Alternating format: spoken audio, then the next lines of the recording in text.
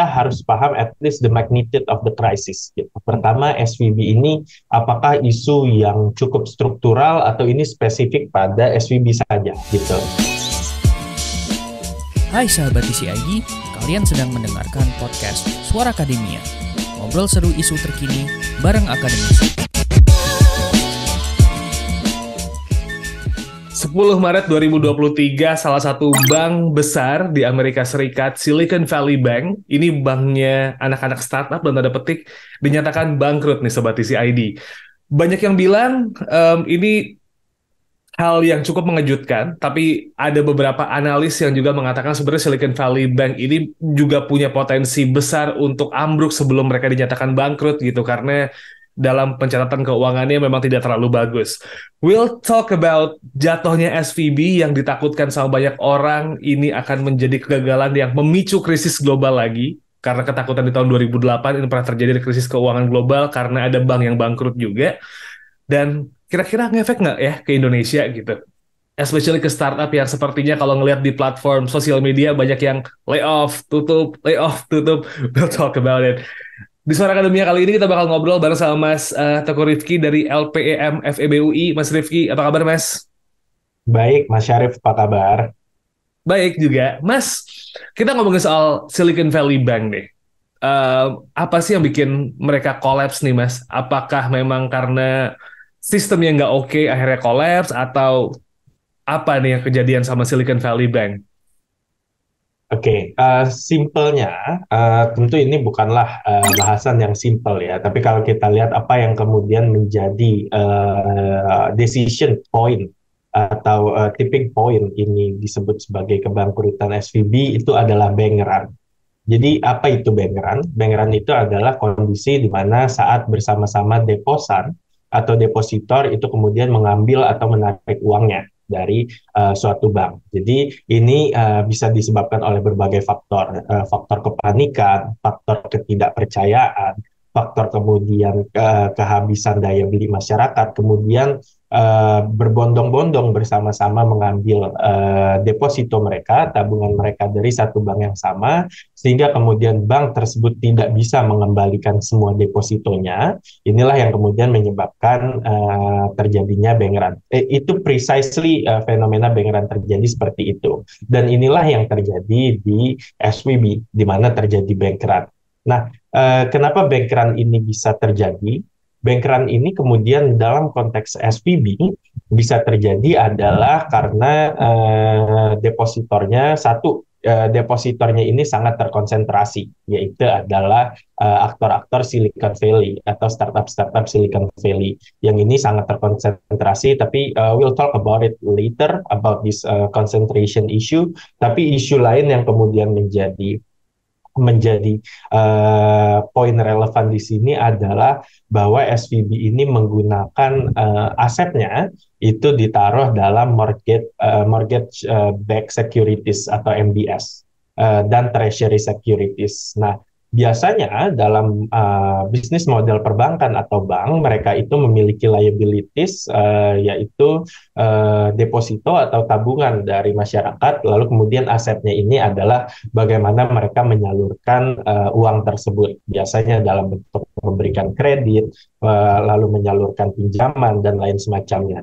Dalam konteks SVB, mereka menggunakan uang ini diinvestasikan dalam MBS tadi, mortgage backed securities, dan juga treasury securities. Nah, kenapa ini kemudian menjadi isu? Ini menjadi isu adalah saat belakangan The Fed dan berbagai bank sentral global mulai menaikkan tingkat suku bunganya, ini nilai aset dari MBS dan treasury securities ini mulai perlahan-lahan turun.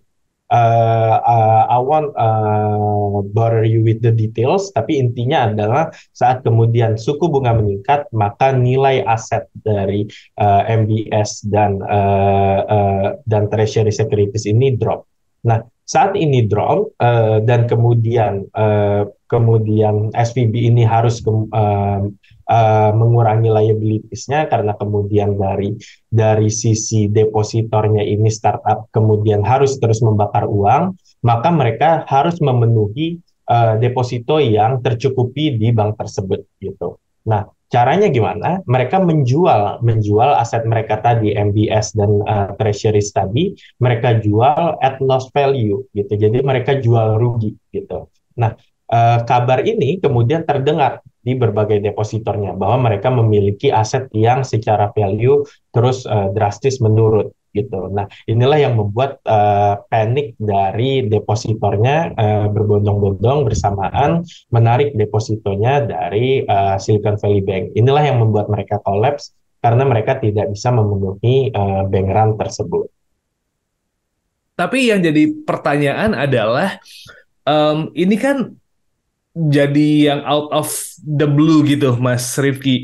2 hari tiba-tiba, bangkrut gitu. Dan ini yang bikin banyak orang khawatir. Kita udah barusan aja ngelewatin pandemi, ya kan? Berharap semuanya baik-baik saja meskipun ada perang, ya kan? Rusia Ukraina yang nggak kelar-kelar gitu. Berharapnya tuh krisis udah buruan selesai deh. Dan tiba-tiba Silicon Valley Bank ini tuh pecah gitu permasalahannya, bangkrut gitu. Ada kemungkinan nggak sih kasus SVB ini tuh memicu terjadinya krisis keuangan global sama kayak di tahun 2008 pas Washington Mutual bangkrut juga nih, Mas? Agak sulit dibilang. Kalau Mas Syarif tanya saya sekarang, tentu saya akan bilang itu unlikely atau probability-nya kecil. Tapi mungkin saya cukup belajar dari kondisi 2008 di mana saat semua orang bilang unlikely, tiba-tiba terjadi krisis gitu. We'll never know. Gitu. Di waktu lain misalnya di tahun 2018 banyak orang bilang unlikely krisis dan memang unlikely terjadi krisis gitu. Jadi when we say unlikely, we are economists say things are unlikely, we have to be very careful about it. So far, our assessment suggest that this is unlikely. Kenapa? Karena satu SVB ini relatively memiliki behavior risk taking yang cukup berbeda dengan bank lain. Mereka nggak diversify aset mereka gitu. Mereka practically invest kebanyakan di MBS dan treasury. Berbeda dengan bank lain yang menyalurkan kredit ke real sector. So harusnya aset mereka secara value nggak akan turun drastis. Kedua adalah dari sisi liabilities atau depositor mereka. Kebanyakan bank memiliki depositor yang cukup terdiversifikasi dari berbagai size, dari berbagai sektor. Nah, ini SVB ini mostly terkonsentrasi di startup dan Silicon Valley players. Sehingga kalau terjadi panik di sektor tersebut, mereka tentu akan melakukan bank run yang membuat bank ini collapse gitu. Sehingga kemudian agak berbeda kasusnya di perbankan lain. Kalau ada satu sektor yang katakanlah slowing down atau terjadi panik, most likely dampaknya nggak akan separah itu kalau kemudian depositor mereka berasal dari berbagai sektor, dan inilah yang terjadi di berbagai bank lain gitu. So, as for now, saya rasa risikonya ini sangat unlikely untuk untuk ada risiko yang lebih masif spillover dari kasus SVB ini. Tapi meskipun situasinya unlikely ya, nggak terlalu berdampak, selalu ada precautions nih, Mas. Ada hal-hal yang harus dijaga banget nih. Dari kasusnya SVB ini, salah satu yang mungkin orang mencoba untuk mengkait-kaitkan, ternyata tiba-tiba banyak banget juga bank raksasa yang ambruk gitu. Kalau misalnya ngecek berita-berita di luaran sana, setelah SVB ada berita soal Signature Bank, di Amerika juga ambruk gitu. Credit Suisse juga bermasalah gitu kan. Dampak apa yang harus diperhatikan nih ketika SVB bangkrut ini, yang harus dijagain gitu? Oke, pertama mungkin dari aspek SVB dan Signature Bank ini mungkin cukup similar ya kasusnya, di mana memang adanya excessive risk taking behavior yang kemudian mendorong terjadinya kolaps di dua bank ini. Apalagi mereka sangat tight dengan startup dan mungkin portofolio mereka tidak terlalu well diversified. Berbeda mungkin kasusnya dengan Credit Suisse. Credit Suisse ini memang bad behavior, bad governance ini sudah terjadi dalam beberapa waktu belakangan. Jadi ini memang tipping point-nya adalah krisis SVB membuat ini menjadi termaterialisasi. Tapi sebetulnya it's been a while orang mencurigai Credit Suisse ini relatif bermasalah. Dan yang perlu diantisipasi adalah balik lagi ke governance dan risk taking behavior serta risk diversification dari perbankan dan institusi finansial gitu. Lagi-lagi kita perlu lihat adalah seberapa eksesif mereka dalam risk taking behavior.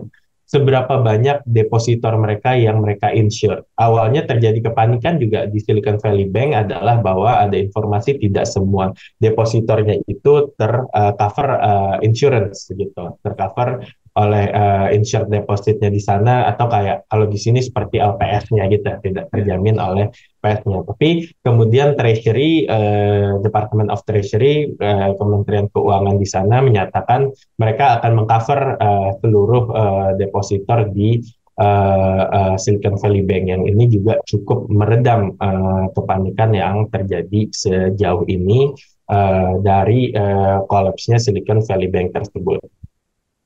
Oke. Lumayan menarik ya kalau berbicara Silicon Valley Bank. Tadi Mas Rifki mention bahwa ini tuh tidak terlalu diversifikasinya tuh nggak terlalu luas gitu. Jadi fokusnya cuma di startup aja. Ya. Dan berbicara soal startup nih, Indonesia kan juga deg-degan ya Mas ya sekarang. Ya. Kayaknya winter, masih aja winter gitu. Dan berbicara soal Silicon Valley Bank, mungkin ada hubungannya sama venture capital yang memang bergerak di startup Indonesia juga. Ya. Apakah ada nih Mas, dampaknya nih Silicon Valley Bank bangkrut, venture capital yang main di Indonesia juga sedikit turun gitu performanya atau apanya gitu Mas? Mungkinkah terdampak perekonomian Indonesia, especially di startup nih Mas? Sebetulnya enggak. Dalam hal ini begini, terkait dengan kepanikan tentu akan muncul ya dari adanya Silicon Valley Bank. Tapi sebetulnya isu yang dimiliki oleh startup di kebanyakan belahan dunia termasuk Indonesia adalah sama. Mereka itu harus at one point kemudian menjadi viable secara komersial. Dan ini masih belum terlalu banyak startup yang commercially viable di Indonesia. Jadi mereka kemudian harus lanjut memikirkan bagaimana bisnis modelnya ini bisa viable, stop burning money, dan kemudian bisa memiliki bisnis model yang jauh lebih sustainable gitu.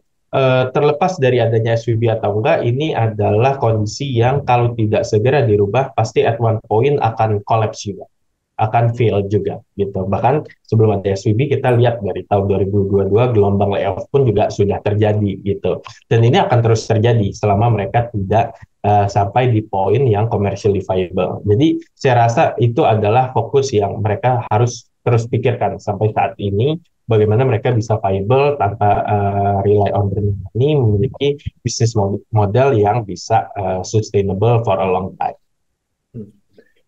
The last question buat obrolan kali ini Mas. Dari beberapa analisis orang juga mengatakan bahwa Silicon Valley Bank ini kecil kemungkinan menyebabkan krisis gitu. Ekonomi krisis kecil kemungkinan. Tapi tadi Mas Lutfi juga mention harus berhati-hati juga. Dalam waktu kurang dari seminggu, bank yang besar yang punya angka yang lumayan banyak tiba-tiba hilang gitu aja Mas Rifki. Mungkin ada yang pengen di-share Mas ke Sobat Isi ID juga yang dengerin podcast ini soal kasus SVB ini, karena kan banyak yang lumayan panik juga. Wah, ini bank yang besar tiba-tiba bangkrut, kemungkinan krisis global, publik belum bisa tenang banget setelah pandemi, belum terlalu beres, belum transisi ke endemi nih Mas. Ada things yang mau di-share Mas, silahkan. Ada. Pertama, hal yang mungkin ingin saya share adalah be very careful about the information gitu. Kita tahu carefulness ini bisa mengarah ke dua arah gitu. Di 2008 kita being complacent, ternyata risikonya sangat parah gitu. Di kasus lain kita relatively sangat hati-hati dan tidak terjadi apa-apa gitu. Nah, tapi kita harus paham at least the magnitude of the crisis gitu. Pertama, SVB ini apakah isu yang cukup struktural atau ini spesifik pada SVB saja gitu. Lalu kemudian dampaknya sebesar apa ke negara tersebut, ke sektor finansial di US. Lalu kita juga perlu pikirkan, paling tidak cari informasi kira-kira exposure-nya terhadap Indonesia sejauh apa gitu. Karena seringkali kita lihat isunya adalah ini kemudian menjadi pertanda krisis finansial global, ini kemudian resesi di Indonesia segala macam. I don't think that's the case gitu. I could be wrong, other people could be wrong as well, but we have to be at least understand the complexity of the situation and the severity of the situation gitu. Jadi karena kalau enggak ini akan sangat mudah mengarah ke panik tadi gitu. Panik yang kita lihat di Silicon Valley Bank, Indonesia yang mungkin tidak memiliki exposure apa-apa baik dari sisi finansial maupun perbankan bisa terkena paniknya tadi yang berdampak negatif terhadap ekonomi gitu. Di sisi lain kalau kita pun being terlalu complacent pun juga akan mendatangkan kondisi yang tidak baik di perbankan domestik. Tapi ada hal-hal yang saya rasa kita perlu bisa contoh dari perbankan US ke perbankan Indonesia, bahwa depositor ini perlu di-insure, bahwa kita perlu lihat masing-masing perbankan ini apakah kita lihat memiliki excessive risk taking atau enggak per spesifik banknya gitu, sehingga kita bisa menghindari kasus SVB ini terjadi di dalam negeri. Mungkin kurang lebih seperti itu ya Mas Syarif. Oke. Jadi jangan panik ya ketika membaca sebuah informasi gitu. Apa yang terjadi di luar belum juga ngimpact ke kita ya kan. Jadi sedikit lebih tenang. Thank you so much Mas Teguh Rifki dari LPM FEB UI Mas. Jadi ada bayangan nih soal SVB bangkrut ini kenapa? Karena buset 2 hari bisa bangkrut gitu Bang ya. Banyak orang yang nggak percaya soal itu. Oke, kalau gitu kita pamit dari Suara Akademia episode kali ini. Mas Rifki, once again thank you. My name is Muhammad Syarif. Saya podcast produser dari TCID. I'll see you on the next episode. Selamat berpuasa Sobat TCID. Hai sahabat TCID, kalian sedang mendengarkan podcast Suara Akademia. Ngobrol seru isu terkini bareng akademisi.